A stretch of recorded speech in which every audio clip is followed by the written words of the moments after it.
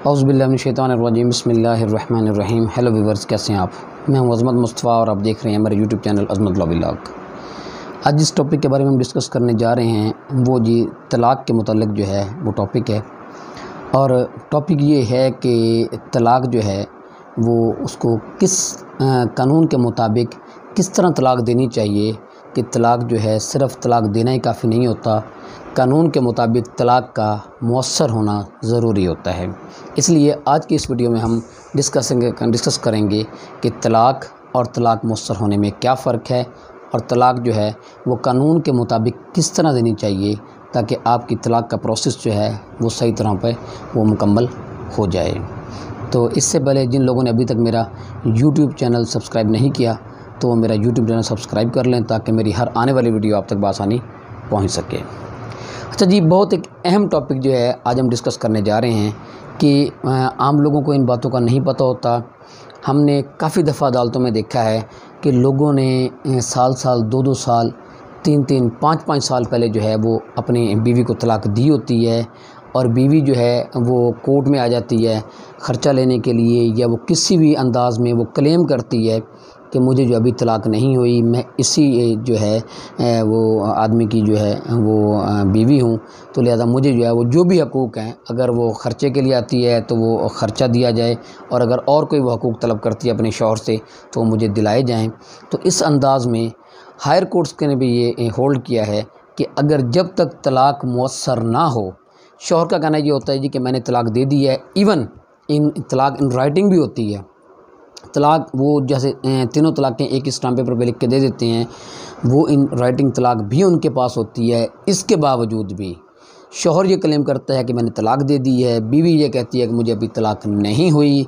तो अदालतों का भी और जो कानून मैं आपके सामने रखने लगा हूँ आपको बताने लगा हूँ उसमें भी ये है कि जब तक तलाक़ मुअस्सर ना हो, आज इस वीडियो बनाने का जो मेन मकसद है कि जब तक तलाक़ मुअस्सर ना हो तो अगर आप तलाक़ दे भी देता है कोई आदमी अपनी बीवी को तो तलाक़ जो है वो कंसिडर नहीं होती।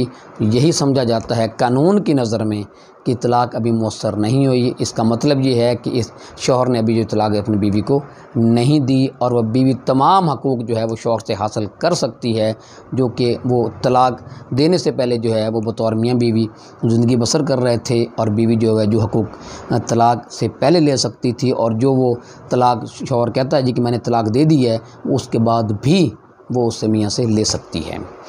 तो इस तरह जी हम आज सेक्शन जो है वो मुस्लिम फैमिली लॉज ऑर्डिनेंस 1961 का सेक्शन 7 जो है वो इसमें डिस्कस करेंगे और उसमें हम देखेंगे कि जी तलाक़ जो है वो उसका देने का प्रोसेस जो है वो कानून ने बताया है वो क्या है ताकि जो है और तलाक़ देने के लिए उस प्रोसेस को अडॉप्ट करना चाहिए ताकि आप किसी भी कानूनी मुश्किलात का सामना आपको ना करना पड़े।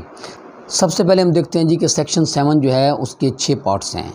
नंबर 1 पे जो है वो ये इसमें सेक्शन 7 ये कहता है कि जब भी कोई शौहर अपनी बीवी को तलाक़ देगा तो वो एक नोटिस जो है यानी कि वो तलाक़नामा जो है वो बीवी को भिजवाएगा और उसकी एक कॉपी जो है वो यूनियन काउंसिल को भिजवाएगा। अब मैं आपके सामने रखने जा रहा हूँ तलाक़ और तलाक़ मुअस्सर होने में क्या फ़र्क है। तो इस अगर फर्स्ट जो पैराग्राफ है सेक्शन 7 का अगर इसके मुताबिक देखा जाए तो शौहर ने इसमें लिखा गया है कि जो शौहर ने तलाक़ दे दी है, तलाक़ भिजवा दी है, तो इसका मतलब ये है कि शौहर ने तलाक़ दे दी। बज़ाहिर जो मैं आपसे बात करने लगा था कि लोग कहते हैं जी कि हमने तलाक़ दे दी है, कानून ये कहता है कि जब भी शौहर अपनी बीवी को तलाक़ देगा वो एक नोटिस यानी कि तलाक़नामा बीवी को भिजवाएगा, उसकी एक कॉपी जो है वो यूनियन काउंसिल में भिजवाएगा। ये ज़रूरी है। नंबर 2 पैराग्राफ में ये सेक्शन 7 में लिखा हुआ है कि अगर शौहर जो है वो यूनियन काउंसिल में वो नोटिस नहीं भिजवाता, तलाक़ की एक कॉपी नहीं भिजवाती, बाज़ औक़ात लोग ना नोटिस को समझने में ज़रा उनको मुश्किल होती है। नोटिस से मुराद ये होती है कि आप उस तलाक़नामा की एक कॉपी जो है वो आप यूनियन काउंसिल में देंगे। तो अगर ये सेक्शन जो है ये पैराग्राफ नंबर 2 जो है सेक्शन 7 का वो ये कहता है कि अगर कोई भी मर्द ये तलाक़नामा की एक कॉपी यूनियन काउंसिल को नहीं भिजवाता तो उसको फ़ाइन होगा और सज़ा भी होगी। 1 साल सज़ा रखी गई है और 5000 रुपये जुर्माना रखा गया है। अब ये देख लें कि इसकी सज़ा भी इसमें इसको इतना ज़रूरी कर दिया गया है कि ये भिजवाना इतना ज़रूरी हो गया है कि अगर कोई नहीं भिजवाता तो उसको सज़ा भी होगी 1 साल और 5,000 रुपये जुर्माना भी होगा। ये उस मर्द की बात की जा रही है जो अपनी बीवी को तलाक देता है। पैराग्राफ नंबर 3 जो है वो बहुत अहम है। उसमें ये लिखा हुआ है कि तलाक जो है वो जब भी कोई शख्स ये तलाकनामा का नोटिस जो है वो जब यूनियन काउंसिल को भिजवाएगा तो उसके उस डेट से, वो भिजवाने की डेट से 90 दिन के बाद जो है ये तलाक मुअस्सर होगी। अब ये दोनों बातें होंगी। पैराग्राफ नंबर 1 में ये था कि जब भी कोई शख्स अपनी बीवी को तलाक देगा तो उसका नोटिस यूनियन काउंसिल को भिजवाएगा। ये तो होगी तलाक। क्योंकि मेरी आज वीडियो का जो मौजू है वो ये है कि तलाक और तलाक मुअस्सर होने में फ़र्क।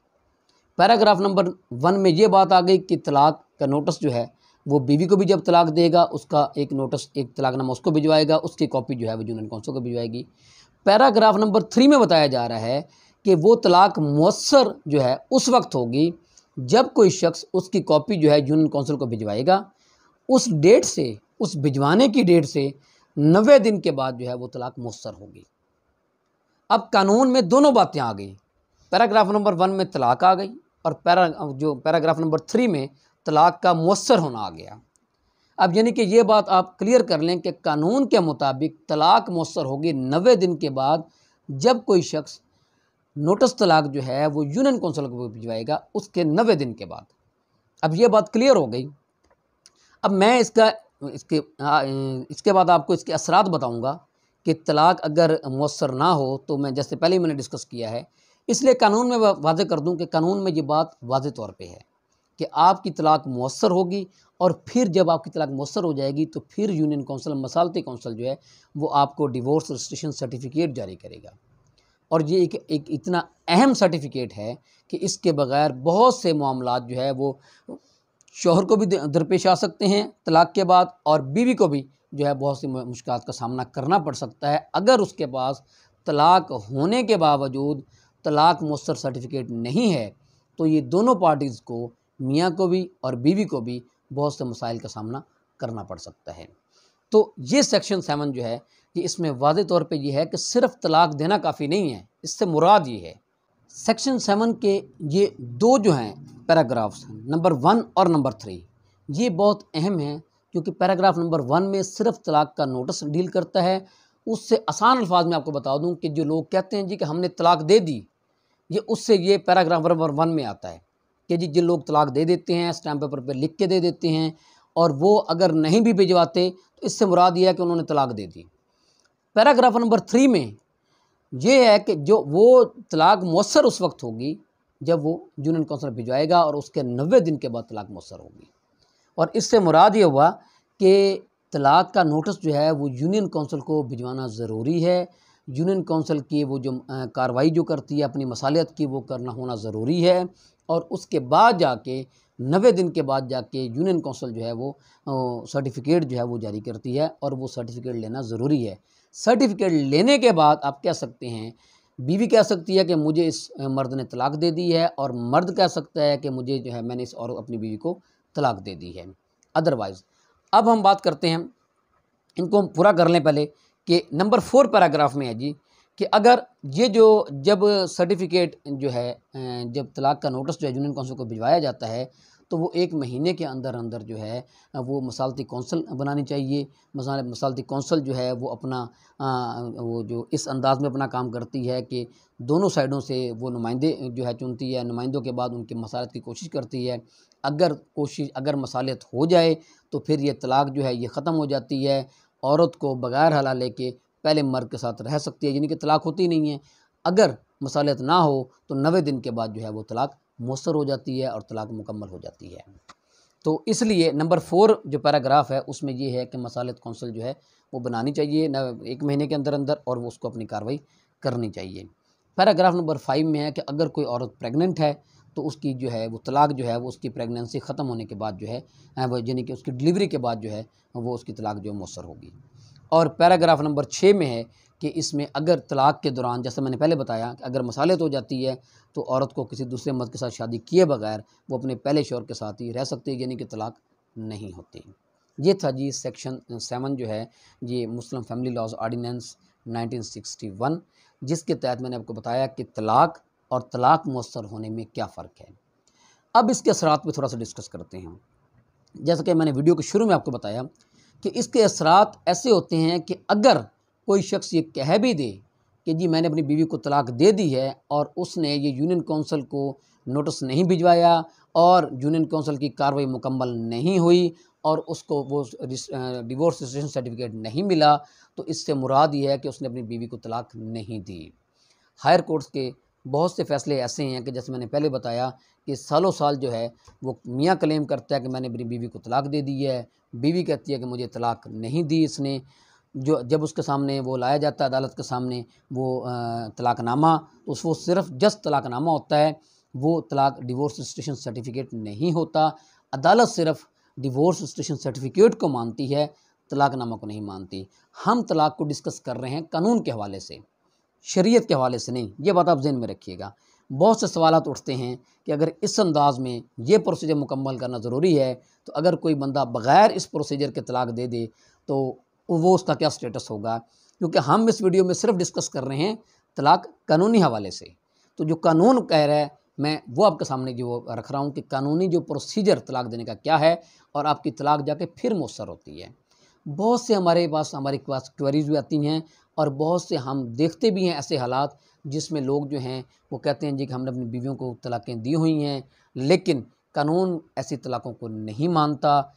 ये वीडियो बनाने का सिर्फ मकसद ये है, अगर खुदा न खास्ता अगर कोई मियाँ जो है अपनी बीवी को तलाक देता है तो उसको ये प्रोसीजर अडॉप्ट करना चाहिए। उसको ये प्रोसीजर जो है ये इख्तियार करने के बाद डिवोर्स रजिस्ट्रेशन सर्टिफिकेट लेना चाहिए। फिर ही जाके वो हर फोरम पे, किसी भी फोरम पे अगर कहीं बात ये आ जाती है कि बीवी ये कह दे कि मुझे इसने तलाक नहीं दी, लिहाजा मैं ख़र्चा लेने की हकदार हूँ, मैंने ये तलाक नहीं दी, मैं इसकी जायदाद की हकदार हूँ। अगर शौहर फौत हो जाता है तो उसके पेंशनरी बेनिफिट्स जो हैं वो मैं लेने की हकदार हूँ। तो फिर हम नहीं कह सकते वहाँ पे कि जी मियाँ ने, अगर बेशक तलाक तहरीरी भी क्यों ना हो, तो फिर ये नहीं कहा जा सकता कि ये मियाँ ने तहरीरी तलाक दे दी थी। क्यों? उसकी रीज़न ये है कि मियाँ के पास डिवोर्स रजिस्ट्रेशन सर्टिफिकेट नहीं था, तलाक सर्टिफिकेट नहीं था। अगर तलाक सर्टिफिकेट होगा तब जाके कानून जो है वो ये मानेगा, अदरवाइज़ कानून जो है ऐसी तलाक को नहीं मानता। तो आज की हमारी वीडियो बनाने का मकसद यही था कि सिर्फ अगर खुदा न खास्ता कोई शख्स अपनी बीवी को तलाक देता है तो उसको ये प्रोसीजर जो है अडॉप्ट करना चाहिए, इख्तियार करना चाहिए। वरना वो बेशक तलाक दे भी दे, कानूनन, फिर कह रहा हूँ कानूनन, शरन नहीं, कानूनन जो है वो जो है उसकी तलाक नहीं हुई। वो अगर जो बीवी अगर कोई हकूक़ अपना मांगना चाहे तो वो उसकी बीवी ही होगी, क्योंकि कानून जो है वो जो प्रोसीजर बताता है वो प्रोसीजर अडॉप्ट करना ज़रूरी है तलाक के हवाले से। तो ये हमारा टॉपिक था जी आज का, इस हवाले से कि तलाक और तलाक मुअस्सर होने में क्या फ़र्क है, या हम कह सकते हैं कि तलाक देने का जो प्रोसीजर जो है वो क्या होता है जिससे तलाक जो है मुअस्सर हो। तो मैं उम्मीद करता हूँ इस हवाले से आपको कुछ ना कुछ जगह हासिल होगी। इसके साथ मुझे इजाज़त दीजिए। अल्लाह हाफ़िज़।